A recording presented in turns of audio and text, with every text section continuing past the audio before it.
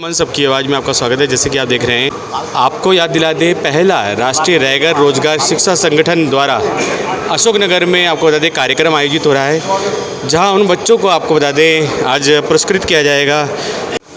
आप अपना नाम बता दीजिए। रवि भटारिया। आज ये प्रयास किया जा रहा है, कैसा लग रहा है? अच्छा लग रहा है। ये सभी बच्चों को आज पुरस्कृत किया जाएगा। बिल्कुल। धन्यवाद धन्यवाद। आप भी अपना नाम बता दीजिए। मोतीराम।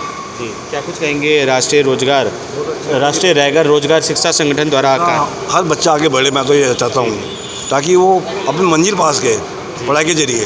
जी, बस यही चाहता हूँ मैं। नमस्कार सर, आप भी अपना परिचय दे दीजिए। मेरा नाम लाला दर्शन लाल गुंसाईवाल है। जय भीम नमो बुदाय। आज राष्ट्रीय रेगर रोजगार शिक्षा संगठन को शुरुआत किया जा रहा है और पहली रेगर रोजगार शिक्षा संगठन बनने जा रही है और आज पहला दिन है और आगे उसको ज़्यादा से ज़्यादा बढ़ाएंगे और आगे और जितने भी हमारे बच्चे रेगर समाज के हो या अदर समाज के हो, जो भी गवर्नमेंट जॉब लेकर आएंगे उनको मान सम्मान और सम्मानित किया जाएगा। जी, तो आपको बहुत अच्छी पहल और अब कार्यक्रम शुरू हो गया। आपको बता दें, शिक्षा संगठन की प्रथम बैठक में आप सभी का हार्दिक अभिनंदन है। उपस्थित देवियों और सज्जनों, ये जो बैठक है इसमें इनिशिएटिव श्री मनोहर लाल जी डोलिया साहब ने लिया, वो मेरे समीप बैठे हैं। और जब कभी भी कोई आइडिया कंसीव किया जाता है, विचार व्यक्त किया जाता है, तो विचार को मूर्त रूप देना थोड़ा कठिन होता है। एक शुरुआत है, आप लोगों का सहयोग मिलेगा, आशीर्वाद मिलेगा, तो हम चाहते हैं कि जो पौधा आज हम लोग लगा रहे हैं ये वट वृक्ष बने और ये केवल अशोकनगर या हमारे दिल्ली क्षेत्र तक सीमित ना होकर पूरे राष्ट्रव्यापी आंदोलन का रूप ले। ये हमारी मंशा है, हमारा उद्देश्य है, हमारा एक तरह से आप कह सकते हैं कि आपके सहयोग से हम इसको मूर्त रूप देंगे।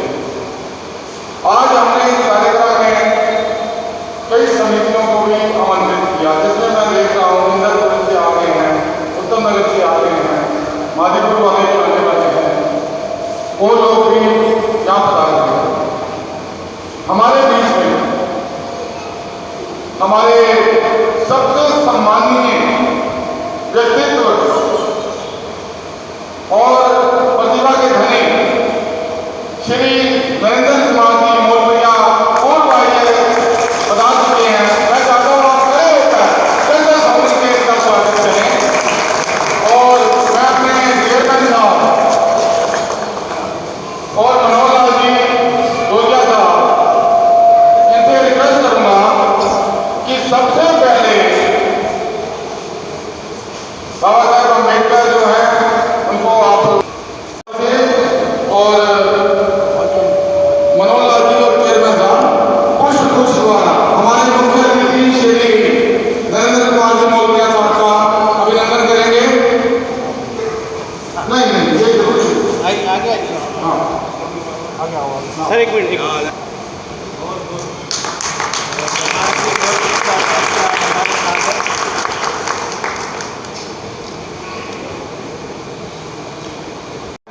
माला के द्वारा मुख्य अतिथि का स्वागत करेंगे।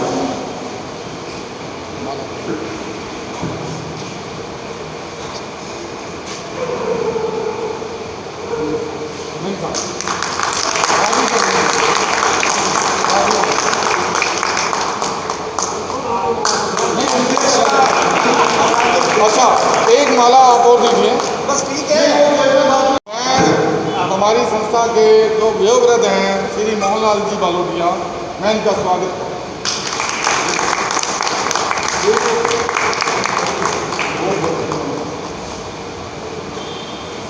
तो मित्रों, मैं सबसे पहले हमारे जो मुख्य अतिथि हैं संक्षेप में आपको उनका परिचय करवा दूँ। जब इन्होंने हाई सेकेंडरी पास की, पुराने जमाने में जो हमारी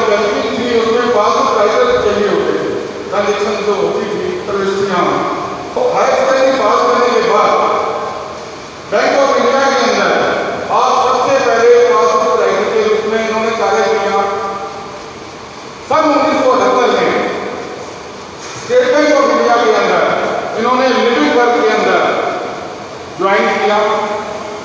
वर्ष 1980 के अंदर आप स्टेट बैंक ऑफ इंडिया के अंदर DRO बने। मैं आपको बता दूं कि स्टेट बैंक के अंदर उस जमाने में DRO बनने का मतलब था IAS का पेपर पास करना। क्योंकि मैं पूर्व बैंकर हूँ, मैं तो चीफ मैनेजर रिटायर हुआ, तो बैंकिंग की जो नस नस है वो हम लोग जानते हैं कि स्टेट बैंक में भर्ती होना आसान नहीं था, लेकिन क्लर्क से भर्ती होना आसान नहीं था। आप DRO भर्ती होंगे। उसके बाद में जब आपका सिलेक्शन IAS हुआ, आपने कई महत्वपूर्ण विभाग जो हैं वो संभाले। उनमें से अगर मैं आपको एक दो बताऊं तो सबसे पहले तो दमनदीप जैसे हैं उसके LG रहे। यूनियन टेरिटरी जितने भी हमारे हिंदुस्तान में यूनियन टेरिटरीज हैं, गोवा, दमनदीप, दिल्ली है, चंडीगढ़ है, पौंडीचेरी है, इन सब के जो इलेक्शन कमीशन है वो इन्होंने संभाला। ये इलेक्शन कमिश्नर है और टेरिटरीज के जो चीफ इलेक्शन कमिश्नर होते हैं उनकी भी पावर उतनी होती है जितने आपके सेंट्रल वाले जो चीफ इलेक्शन कमिश्नर हैं निर्वाचन सदन। आप कस्तूरबा गांधी रोड पर बैठे थे, मार्ग बोलते हैं हम लोग, और आप जो हैं नेशनल हाईवे अथॉरिटी उसके मेंबर हैं। आज की तारीख में भी भारत सरकार की एक संस्था है पावर ट्रेडिंग कॉर्पोरेशन इंडिया, उसके इंडिपेंडेंट डायरेक्टर हैं, और दूसरी एक प्राइवेट ऑर्गेनाइजेशन है SMC ग्लोबल सिक्योरिटीज लिमिटेड, उसके भी आप इंडिपेंडेंट डायरेक्टर हैं। तो इनकी उपलब्धियां मैं कितनी गिनवाऊं? जहां तक समाज के अंदर आपके योगदान की बात है, इन्होंने सदैव समाज के हर व्यक्ति को प्रोत्साहित किया। मुझे याद है जब 1999 में मैं पहली बार मंत्री का प्रधान बना तो हमने आपको आमंत्रित किया। हम लोग पॉलिटिकल लोगों से थोड़ा दूर रहते थे, हमारे कहीं जाके हमारे समाज के जो प्रेरक है वो हमारे बीच में शुरू से हमारी यही प्रेरणा रही। आप देख सकते हैं 5 ये वो बच्चे हैं जिन्हें आज पुरस्कृत किया जाएगा, इनका सम्मान किया जाएगा राष्ट्रीय रैगर रोजगार शिक्षा संगठन द्वारा। और पहली बार आपको बता दें ऐसा कार्य किया जा रहा है जहां आपको बता दें शिक्षा प्राप्त कर रोजगार के अवसर तलाशे बच्चों ने और वो इसमें सफल भी रहे और आगे का कार्य भतीजा लगता है वो विदेश में है। अभी उसने एक फ्लोर और खरीदा, उसके पिताजी मेरे बड़े भाई हैं, तो बहुत खुश होकर कहे कि मेरे सोनू ने फ्लोर बहुत ले लिया। ये किससे ले लिया? कोई इंडस्ट्री तो नहीं कर रही, विदेश सेवा में, सरकारी सेवा में। मेरी भतीजी लंदन में है, उन्होंने भी यहाँ पे 1 करोड़ 10 लाख का फ्लोर लिया। ये शिक्षा से मुझे वो तो साधन नहीं है। यहाँ एक बालक बैठा है, उसके पिताजी श्री चेतन जी के नाम लिया, उन्होंने अभी फ्लोर लिया हमारी शिक्षा में। कैसे लिया? उनकी बात की सरकारी सेवा में हमारी बदली। तो ये जो साधन क्रिएट होते हैं, जो बाबा साहब ने कहा था शिक्षित बनो, संगठित रहो, संघर्ष करो, ये सूत्र बात है हमारे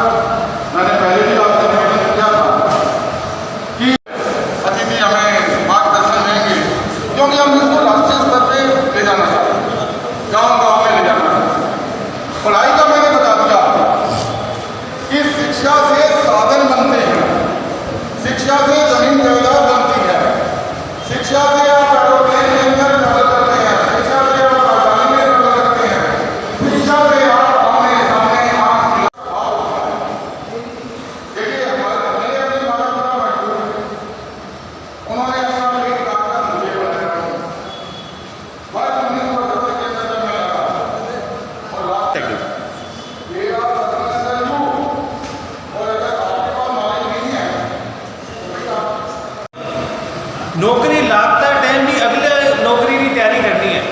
मैं तीसरी नारी पहली नौकरी में मैं क्लर्क हूँ यूपीएससी में। बच्चे मैंने जो पढ़ा तो टीचर को विदेश मंत्रालय में नौकरी करते हो, और वो मैंने बताया कि तू अगर विदेश मंत्रालय में आ जाए तो 3 गुना तनख्वाह है। तुम्हारी तो आंखें खुल गई, अरे 3 गुना तनख्वाह तो मैं लगे ऑर्डर में गदा जान, तो मैं गदा जान लागे ऑर्डर लियो पच में रेलवे में गयो करो। मैं फिर भी को नहीं रुकी, और लोग किया तो पागल है कहीं रेलवे में नौकरी लागी डाली हो। तो मैं क्यों भैया, हाँ मैं पागल हूँ, क्योंकि मैंने कौन था विदेश मंत्रालय का फायदा। तो बच हमारी विदेश मंत्रालय में नौकरी लागी, तो मतलब थे लागे ऑर्डर हो। जो अच्छी पढ़ाई कर सके वो नौकरी करे, जो नहीं कर सके फिर वास्ते भी बहुत दुनिया बंद होनी है, बहुत सारी नौकरियां हैं। आपा पागल हाँ, आपा सोचा सिर्फ क्लर्क की नौकरी हो, सिर्फ स्टेनोग्राफर की नौकरी हो, सिर्फ आईएएस की हो, नहीं, टेक्निकल जॉब बहुत सारा है। विदेश में टेक्निकल लोगों की बहुत ज़रूरत है। जिन्हें कि नहीं विदेश जानो तो मांगने आओ, मैं 12 बंदा भेजूँ, क्यों? क्योंकि यूरोप में शॉर्टेज है। पहली बड़े भी आबादी यहाँ नहीं, यहाँ बढ़ती, जहाँ अपना परिवार में 5-5, 6-6 टाबर होता, अब अपना भी 1-1, 2-2 होवे, बट यूरोप में एक भी को नहीं होवे। बहुत सारे लोग ब्याह भी को नहीं कराए, होवे तो एक होवे। तो बट लेबर की बहुत ज़रूरत है। Technical painter, carpenter, welder, electrician वगैरह, एसी मैकेनिक सब की जरूरत है। ड्राइवर की तो बहुत है, जुमातो वगैरह एडी जो है फूड की बहुत है। तो है वो दिमाग को डर निकाल दो कि नौकरियां कौन नहीं, नौकरियां बहुत है, आप लोग काम को नहीं कर रहे। आप बैठे बैठा कार में सारा दिन नाश कर रहा, या घर में बैठा रहा क्रिकेट देख कर रहा, अरे ये छोड़ दो, वो बाद में करेंगे, इधर थाने नौकरी मिल जाए, पहले वो काम करने लग जाओ। तो रुकनो कौन है जब तक मोटी नौकरी नहीं मिले। मैं एटू को हूँ, मैं भी रंगरो काम करी हूँ, कई लोग रहते हैं, पच मैं क्यों यार सारा दिन बड़ो नाक में मुन्ना में घुसे जितना रेक मार लगाता, मैं क्यों कट फंस गया यार। तो पच मैं सोचूँ नहीं यार कोई अच्छो काम करा भाई, माँ तो भाई साहब बताया नौकरी अटकर पिट में गंजा वगैरह। तो रुको मत ही, बहुत नौकरियाँ हैं, बहुत नौकरियाँ हैं, बहुत नौकरियाँ। आखिरी में एक सेंटेंस और, जो को नौकरी करे वो ठीक है, जो को नौकरी नहीं कर रही है 1%, 2%, 5% लोगों ने नौकरी मिली भारत सरकार की या राज्य सरकार की, 95-90% ने को नहीं मिला। तो वे 95 और 90% जो लोग हैं राजनीति ज्वाइन करो, किसी भी पार्टी में घुसो, कम से कम थे आपरा टाबरी या कोई जानकारी ट्रांसफ़र करा सको या कोई छोटा मोटा काम करा सको। आप राजनीति में घुसा ही कौन पारा में बैठा रहा, पच कोई काम हुआ पच नेता है था मारो काम करा दे मारो, अरे यार खुदरा हाथ पे हिला और घुस नहीं करनी। तो रुकड़ो कौनी है भाई, लोगों रुकड़ो कौनी है, थे रुक गया तो बस थाना टाबर थाने गाड़ियाँ काट ली, मुन्ना में तो को नहीं काट, दिल में तो काट रहे होला। तो ये आपने एड़ो काम को नहीं करना है, रुकनो को नहीं है। तो ये बात है, सब आपने तन मन धन लाग जाओ। और जो हमारे बाकी तो आप अशोक कुमार तारीफ और हमारे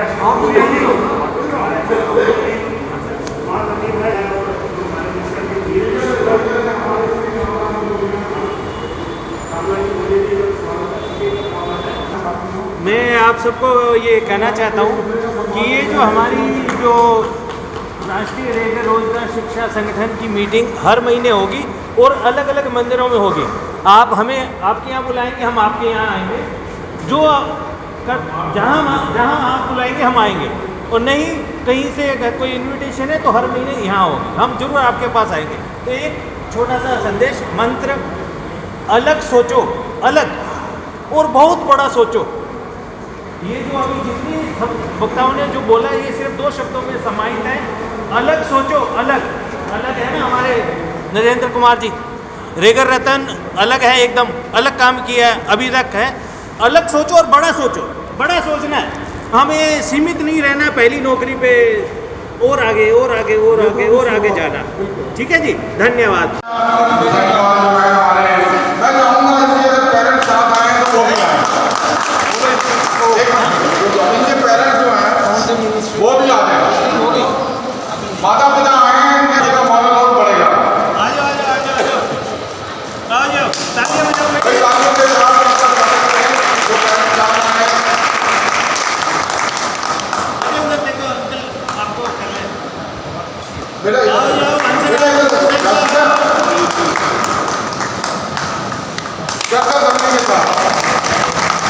शिक्षा संस्थान श्री हंसराज साहिवाल इनके बच्चों को जोधा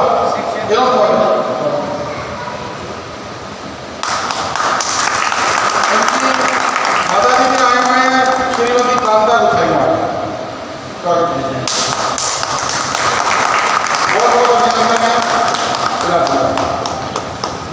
ये जिन बच्चों का हम स्वागत कर रहे हैं मैं आपको यही राजेश जी आए हैं, आगे राजेश जी, ये हमारे विराट नाम इतना बढ़िया है और विजय साहब सारे विराट सिंह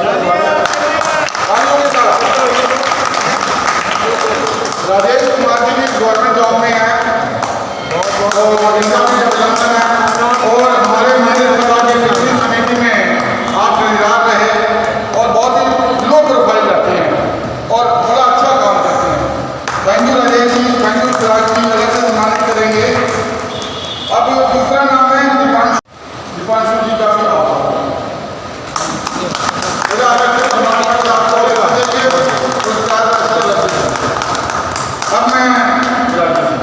अब मैं निवेदन करूँगा श्री राजकुमार जी पटवारी साहब से उत्कर्ष बालोटिया, सनौती मोतीराम जी बालोटिया और इनकी मुझे ज्योति और मैं आपको बता दूँ कि दिल्ली पुलिस हैं स्पेशल स्टाफ के अंदर और ये ब्लैक एक मिनट सर,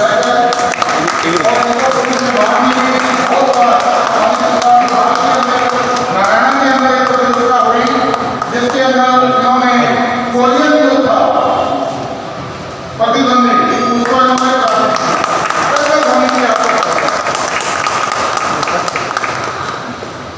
बहुत बहुत स्वागत है जिसके पिताजी मुन्ना और उनकी मदद बहुत बहुत अभिनंदन, अलग से प्रदान कर देंगे और स्वागत। दीपांशु जी का भी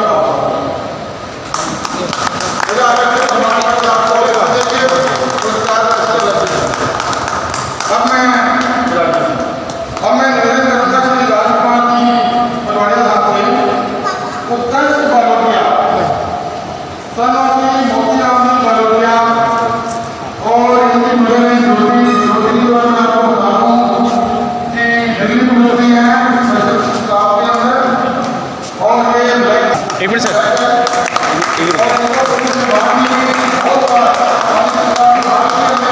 नारायण के अंदर एक प्रतियोगिता हुई जिसके अंदर इन्होंने कोरियन योद्धा प्रतिद्वंदी उसको इन्होंने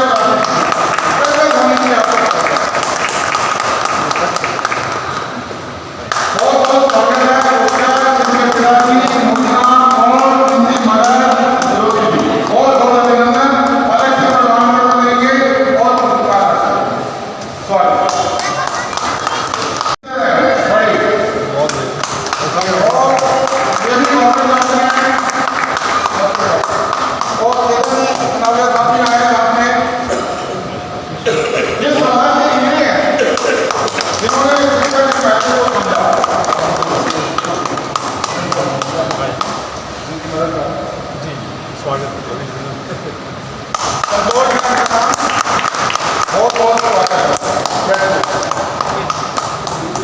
अब मैं निवेदन करूंगा हमारे मुख्य अतिथि, सबसे पहले तो मैं एक बात कहना चाहूँगा कि पहली बैठक की अध्यक्षता कर रहे और आज इस बैठक में ही अभी घोषणा हुई कि राष्ट्रीय रेगर रोजगार शिक्षा संगठन के आप चीफ पैट्रन भी हैं, प्रशासनिक दृष्टि से जिनका बहुत लंबा अनुभव है, शैक्षिक दृष्टि से आप उत्कृष्ट जिनका एक स्थान रहा है, हमारे समाज के हम कह सकते हैं कि सिरमौर भी हैं, हमारे समाज के श्रेष्ठ और ज्येष्ठ हम कह सकते हैं नेतृत्व करने वाले नरेंद्र कुमार भोजपुरी हमारे बीच में, मैं उनका हार्दिक अभिनंदन करता हूँ। और इस संगठन के इस विचार को जिन्होंने कंसीव किया, एक विचार किया, बात की, माननीय मनोहर लाल जी लगभग बहुत समय तक विदेश में कार्यरत रहे, लेकिन मेरे साथ इनका संपर्क रहता रहा, टेलीफोनिक संपर्क रहा, बातचीत करते रहे और सर्विस के दौरान भी हमेशा ये कहते रहे कि मैं रिटायरमेंट के आने के बाद कुछ ना कुछ समाज के लिए काम करूँगा और आपने मेरे साथ खड़े होना है।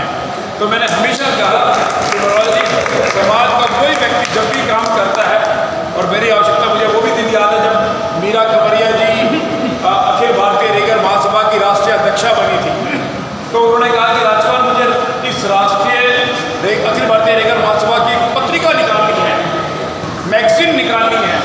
तो मैं कॉलेज का स्टूडेंट था, कॉलेज में पढ़ता था, तो मैं उस पत्रिका का संपादक बना था और उनके कारण मतलब मुझे जब भी कहा मैं तो आज की अभी की बात करता हूँ। हालांकि शंकर जी मुझे दिन भर फ़ोन कर रहे थे, लेकिन आज दिल्ली विश्वविद्यालय के शिक्षक संघ के भी चुनाव चल रहे हैं और दिल्ली विश्वविद्यालय के छात्र संघ के भी चुनाव चल रहे हैं, और मैं दिल्ली विश्वविद्यालय से छात्र संघ से भी जुड़ा हूँ, शिक्षक संघ से भी जुड़ा हूँ, क्योंकि मैं विश्वविद्यालय में प्राध्यापक हूँ। तो दोनों के चुनाव के कारण मैं इनका फ़ोन उठा नहीं पाया, व्यस्तता के कारण।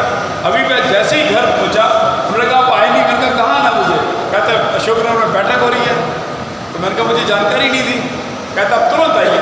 मैंने कपड़े तुरंत बदले और आ गया, और घर पे का चाय पीने का चाय बात में बैठक पे जाता। तो उनकी सूचना सुनते ही मैं तुरंत गाड़ी पे आ गया। साहब मेरा ये बात बताने का मतलब इतना ही हेतु है कि जब कभी भी समाज के लिए कोई संघर्ष शुरू होता है, कोई संस्था शुरू होती है, उनका पहला कदम होगा तो दूसरा कदम भी मेरा होगा, मेरा ये मानना है।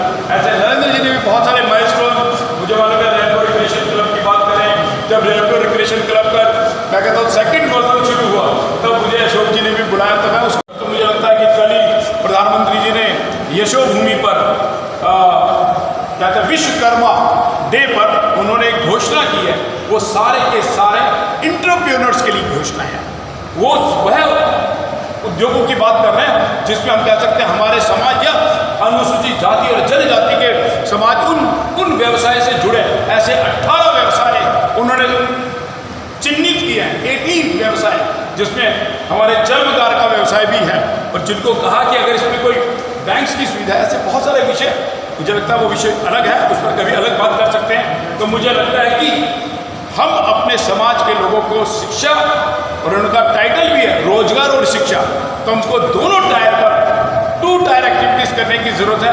रोजगार के लिए भी हमको अवसर ढूंढने की आवश्यकता है, एंटरप्रेन्योर्स बनने की आवश्यकता है, उद्यमी बनने की आवश्यकता है, और वहीं शिक्षित होकर सरकार में अच्छे पदों पर, उच्च पदों पर जाने की भी आवश्यकता है। तो मुझे लगता है कि इस संस्था के द्वारा हमने अगर कुछ उद्यमी भी तैयार कर दिए, कुछ उच्च संस्थानों में जाने के लिए व्यक्ति भी तैयार कर दिए, तो मुझे लगता है कि इस संस्था का, इस योजना का, इस प्लानिंग का मुझे लगता है कि सफलता होगी। इस दिशा में सोचना चाहिए, और जब सोचना शुरू करते हैं तो मुझे लगता है कि लगातार सोचते हैं तो हम लक्ष्य को भी हासिल करते हैं। तो मैं पुनः इस संस्था को चलाने वाले, मैं भी उसका पार्ट हूँ, मैं उससे अलग नहीं हूँ। जब कभी भी आवश्यकता होगी तो आपके साथ रहूँगा। उद्यमी बने और सरकार के उच्च पदों पर जाए, मुझे लगता है कि इस पर काम करना चाहिए और उस पर कंक्रीट काम करने की आवश्यकता है, और कंक्रीट काम करने के लिए स्कीम्स को लाना, स्कीम की जानकारी देना। अब हमारे लोगों को जानकारी दी, मुझे कहने का जामिया में IAS की ट्रेनिंग फ्री ऑफ, इस अशोकनगर की टॉर्च की लाइट, आप टॉर्च कैरियर बने।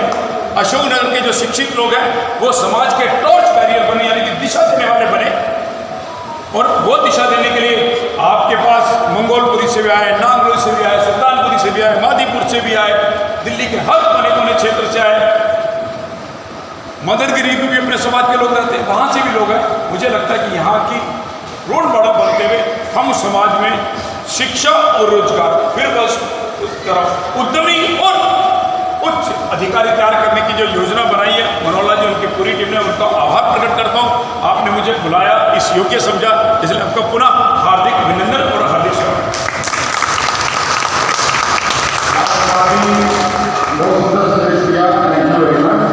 विराजमान हमारे रैगर समाज का उभरता हुआ सितारा प्राध्यापक श्री राजकुमार फलवाड़िया जी,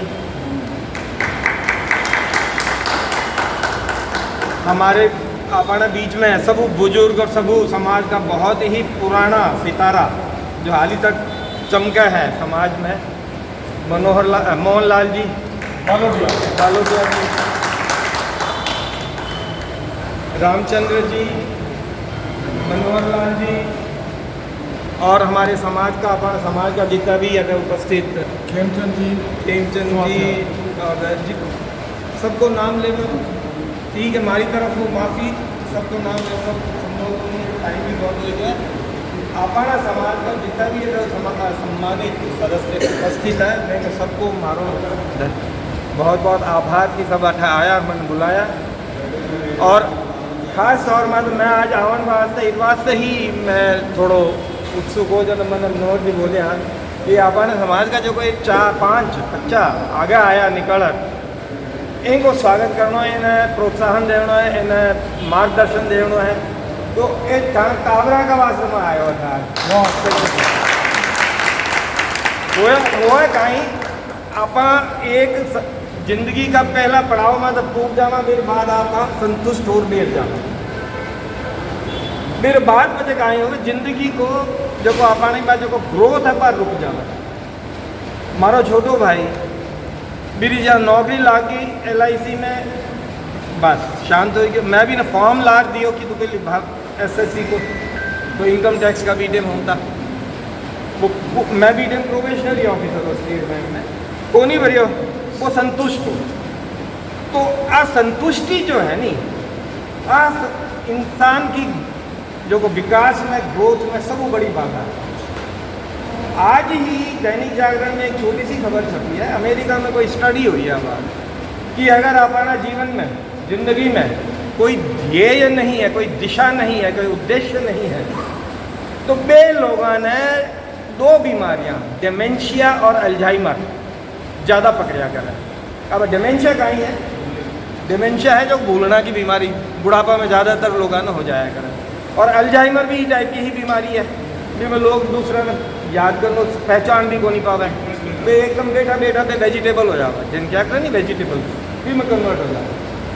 तो जो वो जिंदगी रो एक ध्येय है वो हमेशा रहना चाहिए। नौकरी में आए क्या ठीक है, अब ये मतलब वो नहीं कि हमारी ज़िंदगी को ध्येय खत्म हो गया, अब एक नयो नेक्स्ट स्टेप बिना आप डिसाइड करो, बिना आप ध्येय बनाओ। मारो ज्ञान बताया रामचंद्र जी, मैं हायर सेकेंडरी में हमारे दिल्ली बोर्ड में मेरिट में पोजीशन ही, मैं पहलो बच्चों हो अपना पूरा दलित समाज में जिन्हें 8वीं का बोर्ड में भी मेरिट में पोजीशन ही और 11वीं का बोर्ड में भी मेरिट में पोजीशन ही, और मैं IAS में भी हमारी 2nd पोजीशन ही पूरा देश में। मैं IAS में रेल था 2001 में लॉ को एग्ज़ाम दियो, लॉ का एंट्रेंस एग्ज़ाम दिल्ली यूनिवर्सिटी को भी मैं फर्स्ट हो। तो बात और मैं आगे करियो कौन भी ने, तो मैं अगर चाहूँ तो मैं भी आराम हूँ बैठ सकता। तुम्हारी बैंक ऑफ इंडिया में पार्ट टाइम पासबुक नौकरी लाग गई तो मागबट बैंक में क्लर्क हो बंगाली, वो मन कह दो कि अब तो बैंक में आ गया है, तेरे को आराम से यहाँ पे क्लर्क की पोजीशन मिल जाएगी तो यहाँ पे अप्लाई कर देना जैसे तेरा ग्रेजुएशन हो। मैं मन में हेस तो कि मैं कहूँ तो मैं भी बाद स्टेट बैंक में क्लर्क लगी, क्लर्क बनी हो तो भाई मैं फिर बाद में देखा आगे कहीं करना है, तो मैं पढ़ाई करता हूँ, मास्टर ऑफ कॉमर्स की तैयारी करी और साथ में मैं प्रोबेशनरी ऑफिसर बनी। प्रोबेशनरी ऑफिसर बनाने बाद अब संतोष को नहीं हो मन में, पर मैं 3 एग्ज़ाम दियो स्टेट में, IAS को दियो, जनरल इंश्योरेंस में AAO को दियो और एक IFCI में डिप्टी मैनेजर मर्चेंट बैंकिंग, 3 में हमारा सिलेक्शन हो गया। IAS में 2nd पोजीशन आएगी, ऑब्वियसली IAS में जाम तो IAS में आएगी। अब IAS में तो आएगी अभी तो मतलब ग्रोथ ख़त्म नहीं, मैं भी आज अप्लाई करियो MBA का बाद हमारा ऑस्ट्रेलिया में सिलेक्शन हो गया। वसुंधरा राजे सिंधिया मंत्री ही DOPT में और मैं DOPT में BTEC नौकरी करता हूँ। 1997 हमारी पोस्टिंग में गई, तो मैं बात दिल्ली भारत सरकार छोड़ दिल्ली सरकार में आई जो OSD लाग जो शीला दीक्षित को, तो वहाँ मैंने वसुंधरा राजे सिंधिया की कि तू गलती करे कट जा रहा है काम खाना, तो बट जाकर मैंने रियलाइज़ हो पर जो ब्राह्मणा की लॉबी मैंने आगे बढ़नी को नहीं थी, मैंने साइड करवाई थी एकदम शीला दीक्षित का ऑफिस में मैंने साइड में करवाई थी।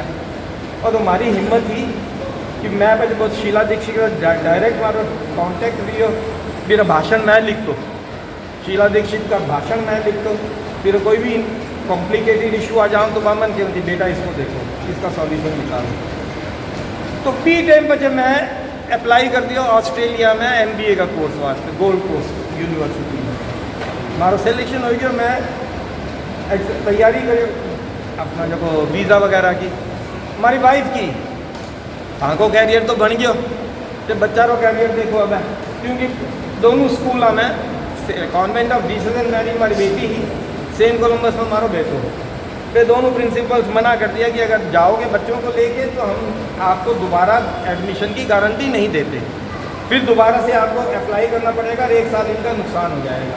और जब मैं सोचूँ 1 साल नुकसान है को क्यों करूँ, और मैं को छोड़ दूँ कि चलो को नहीं जाऊँ। फिर बाद ही मैं शेयर मार्केट में शेयर मार्केट में बहुत पहले हुई करूँ, पर जब मैं हमारा सारा फोकस आप पढ़ाई लिखाई में रखिए और शेयर मार्केट और सोशल सर्विस, ये 3 चीज़ें। अब आर भी मैं रिटायर में 67 साल हमारा चल रहा है, 66 साल को हो चुके। अब मैं कहेंगे हमारा ध्येय जिंदगी तो अब एक ही है कि मैं कोई एक संस्था बड़ी खड़ी कर सकूँ, नेशनल लेवल की अपना समाज का। हाल ही में दिमाग में चल रहा है कई चीज़ें, देखूँ क्या होगा कहीं होगा। बंदा ने परफेक्ट बना दे पूरा एक 360 डिग्री को, नॉलेज को दिलो एक्सपोजर हो जाए, सारी की सारी नॉलेज फाइनेंशियल सेक्टर की है। और मैं भगवान की दया रुपया कमाया हूँ, अच्छा कमाया हूँ, और सारा शेयर मार्केट भी कमाया। अब सब तो बात से संभव हो नहीं, हर एक को आपका एटीट्यूड हो जाएगा। कोई टेक्निकल साइड में है, कोई बहुत जान मुकेश गाड़े गाँव या अपन IPS हो, वो टेक्निकल साइड में हो, वो आज की तारीख में IPS में रहे, 2-3 डिग्रियाँ हासिल करो, MBA करो, PhD करो, वो आज की तारीख में साइबर सिक्योरिटी को एक्सपर्ट है। हाँ, साइबर सिक्योरिटी में भी PhD है। तो एडी जो है, मैं वही क्योंकि एक ध्येय जिंदगी को हमेशा ऊंचो रखना है और बिना आगे आगे बढ़ाते जाना। अगर एक स्टेप हासिल हो गया तो दिन बाद अगलो स्टेप हासिल करना है। मैंने एक है नहीं धर्मियों के एक मैगजीन नाम थी, अभी तो को नहीं आ रहा है, फिर KP सक्सेना एक व्यंग्यकार होता, रेलवे ऑफिसर, फिर एक आर्टिकल हो, वो एक आर्टिकल वो B10 का नौजवान का माता हो, नौजवान कहीं कर समूह बेटी हम तो जी UPSC का एग्ज़ाम देंगे, कलेक्टर बनेंगे, ग्रेजुएशन करते ही पहले कलेक्टर का एग्ज़ाम देंगे और कलेक्टर ही तो उसके अंदर लग जाते हैं, फिर सारे एफर्ट्स ख़त्म हो जाते हैं, जब पूरा नहीं हो पाता उसके बाद फिर कहते नहीं हम दूसरी सर्विस देख लेंगे, फिर PSU उसकी ट्राई करते, फिर नीचे आता, फिर SSC का करते हैं, आखिर में क्लर्क बन जाते हैं और तब तक जिंदगी। अब को एक व्यंग्य के तौर पर की हो, पर मैं वो क्यों अगर सक्सेसफुल नहीं हो वो तब भी कोई हानि को नहीं है, क्योंकि वो जो एक्सपोजर ज्ञान को मिली नहीं वो दूसरी चीज़ हमें सक्सेसफुल कर देगा। राजकुमार जी बताया रेनबो रिक्रिएशन क्लब के बारे में, अपना परिचय भी दे दीजिए। मैं नरेंद्र मोलपरिया हूँ, मैं करौल बाग सतनगर का रहने वाला हूँ और दिल्ली से ही पैदा हुआ पढ़ा हुआ।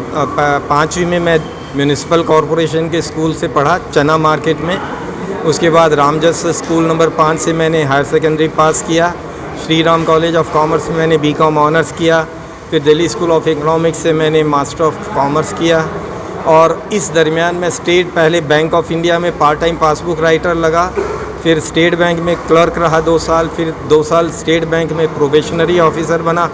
उसके बाद मैं IAS में आया 1988 में और दलित समाज से पूरे देश में जनरल मेरिट में 2nd पोजीशन मेरी थी, जो एक रिकॉर्ड था और वो मेरा रिकॉर्ड 30 साल बाद टीना डाबी ने तोड़ा। और IAS में रहते हुए मैंने अनेक पदों पर काम किया है पूरे देश में और मैं दमन दीव दादरा नगर हवेली 2 यूनियन टेरिटरीज़ का एडमिनिस्ट्रेटर जो कि लेफ्टिनेंट गवर्नर होता है वो भी रहा और यूनियन टेरिटरीज़ का इलेक्शन कमिश्नर रहा, नेशनल हाईवे अथॉरिटीज़ में मेंबर एडमिनिस्ट्रेशन रहा और भारत सरकार में डिपार्टमेंट ऑफ पर्सनल में मैंने काम किया और भारत सरकार में NDA 1 की गवर्नमेंट में अशोक प्रधान जी मंत्री थे, उनका मैं PS था। बाद में शीला दीक्षित जी जब चीफ मिनिस्टर थी उनका भी मैं OSD रहा और दिल्ली के अंदर रहते हुए मैंने 2002 में एक एक्साइज पॉलिसी बनाई थी, पूरी व्यवस्था बदल दी थी और 20 साल बाद वो केजरीवाल जी ने वापस जिस जगह से चले थे आज हम उसी जगह पे आ गए हैं। जो मैंने सुधार किए थे वो सब ख़त्म हो गए हैं। एनीवेज, और मैंने इंडस्ट्रीज़ में भी रहा दिल्ली सरकार में, मैंने बहुत डिपार्टमेंट्स में काम किया है बहुत बहुत धन्यवाद सर, आपने मार्गदर्शन दिया सभी बच्चों को।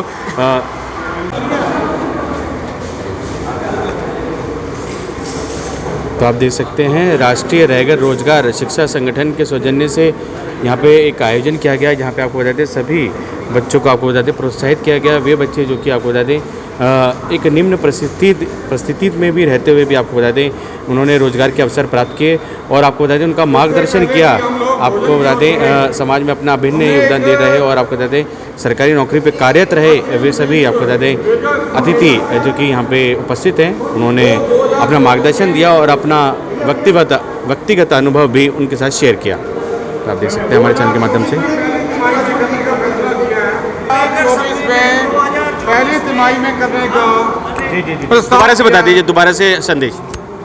हमारे राष्ट्रीय रेगर रोजगार शिक्षा संगठन के तत्वाधान में विश्व रेगर सम्मेलन आयोजित करने का हमने कार्यक्रम बनाया है, जो कि उम्मीद है हम लोग पहली तिमाही में फरवरी 2024 में करेंगे। धन्यवाद।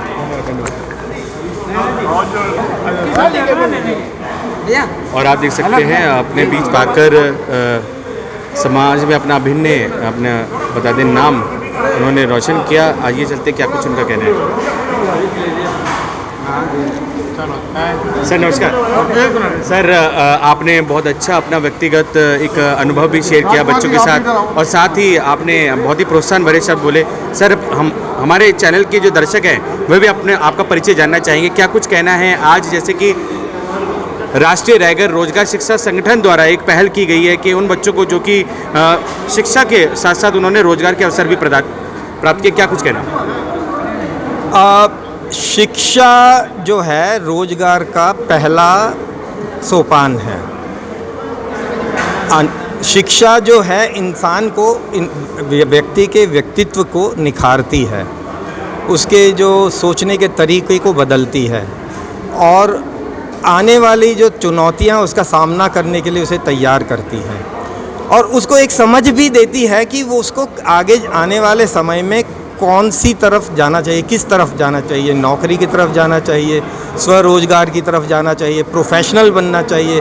प्रोफेशनल बनना चाहिए तो फाइनेंशियल सेक्टर में जाना है या वकालत करनी है या चार्टर्ड अकाउंटेंट बनना है या और कुछ बहुत सारे रास्ते खुलते हैं। वो सब के सब रास्ते जो खुलते हैं वो शिक्षा के माध्यम से ही खुलते हैं।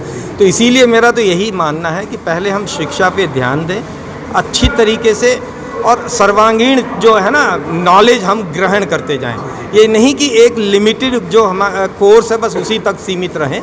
हम आसपास क्या हो रहा है, समाज में क्या हो रहा है, हमारे देश में क्या हो रहा है, प्रदेश में क्या हो रहा है, क्या नई नई चीज़ें हो रही हैं, क्योंकि समय बहुत तेज़ी से बदल रहा है, स्थितियाँ बहुत तेज़ी से बदल रही है, टेक्नोलॉजी बहुत तेज़ी से बदल रही है। तो इन सब का असर जो है रोज़गारों पर पड़ता है और इन सब को समझने के लिए शिक्षा बहुत आवश्यक है। इसीलिए मेरा यही कहना है कि शिक्षा रोज़गार का पहला सोपान है। सर और इनकी इनिशिएटिव के लिए क्या कुछ कहेंगे, जो कि गंगा मैया सिंधिर मंदिर से सभी सदस्य जो जुड़े हैं, इनके इनिशिएटिव के लिए क्या कुछ कहेंगे? जैसे कि राष्ट्रीय रैगर रोजगार शिक्षा संगठन का इन्होंने आज गठन किया है और आज पहली बार जैसे कि सभी बच्चों को आज यहाँ पे प्रोत्साहित किया गया, आज उनको पुरस्कृत किया गया। नहीं, ये तो बहुत ही बढ़िया इनिशिएटिव है और मैं तो कह रहा हूँ ये तो देर आयत दुरुस्त आयत वाली बात है, क्योंकि यही सब अगर प्रयास हम 30 साल पहले करते तो हमारा रैगर समाज पूरा दिल्ली का पता नहीं कहाँ का कहाँ होता। ये तो शुक्र है कि हमारे अशोकनगर के लोग काफ़ी प्रगतिशील रहे थे शुरू से ही, काफ़ी ज़्यादा, और ये इसीलिए आज इन्होंने फिर से ये एक तरीके से वापस ये दोबारा से इन्होंने चालू किया है ये प्रयास। मैं यही कामना करता हूँ कि इनका ये प्रयास सफल हो और अपने साथ ये बाकियों को जोड़ते जाएं। धन्यवाद सर। सर नमस्कार, अपने परिचय के साथ क्या कुछ कहना चाहेंगे? राष्ट्रीय रैगर रोजगार शिक्षा संगठन ने बहुत अच्छी पहल की है, सभी बच्चों को यहाँ सम्मानित किया, क्या कुछ कहेंगे? मैं माई सेल्फ डॉक्टर राजकुमार फलवारिया दिल्ली विश्वविद्यालय में मैं पढ़ाता हूँ, श्यामा प्रसाद मुखर्जी कॉलेज में, डिपार्टमेंट ऑफ पॉलिटिकल साइंस में। मेरी BA, MA, MPhil और PhD तक पढ़ाई हुई है और राजनीतिक दृष्टि से भी मेरे पास कई दायित्व हैं। मैं BJP का ऑल इंडिया का नेशनल जनरल सेक्रेटरी रहा, अभी दिल्ली स्टेट स्पोक्स पर्सन के नाते भी मेरे पास दायित्व है। ये जो संस्था हमारे कुछ मित्रों ने, साथियों ने खड़ी की है, इसका एकमात्र लक्ष्य यही है कि अपने समाज के, खासकर वंचित समाज के, खासकर अनुसूचित जाति समाज के, और इससे आगे कहूँ तो रेगर समाज की जो नई पीढ़ी है उनको शिक्षित करके शिक्षा के क्षेत्र में या रोजगार के क्षेत्र में उनका एक आयाम बढ़े, उनका एक विचार बड़ा हो, इस दिशा में काम कर रहे हैं। और मेरा मानना है, बाबा साहब ने कहा कि शिक्षा वह शेरनी का दूध है जो पिएगा वो दहाड़ेगा। तो मेरा ये मानना है कि जो शिक्षित होगा, चाहे वो सरकारी नौकरी में जाए, चाहे वो उद्यम में जाए, हर जगह सफलता हासिल करेगा। इसलिए शिक्षा हमारी बुनियाद है, हमारी फाउंडेशन है, और शिक्षा के पश्चात उद्यमी भी बनेगा तो सफल बनेगा, नौकरी में भी जाएगा तो भी सफल बनेगा। तो मेरा मानना है कि शिक्षा और रोजगार की दृष्टि में राष्ट्रीय रेगर रोजगार शिक्षा संगठन एक छोटा सा कदम चला है, और मुझे लगता है इस कदम के चलने पर एक एक कदम रखते हुए भविष्य में आने वाली पीढ़ी नए युवाओं को दिशा देगा, इसका प्रयास करेंगे। और उस प्रयास में हमारे भी सहयोग होगा, हम ये मान के चलें, और इस दिशा में समाज और खासकर वंचित वर्ग आगे बढ़े, इस दिशा में ये काम करेगा। बहुत बहुत धन्यवाद। बहुत बहुत धन्यवाद सर। आपने हम सबका मन, सबकी आवाज़ से संदीप चौहान की रिपोर्ट।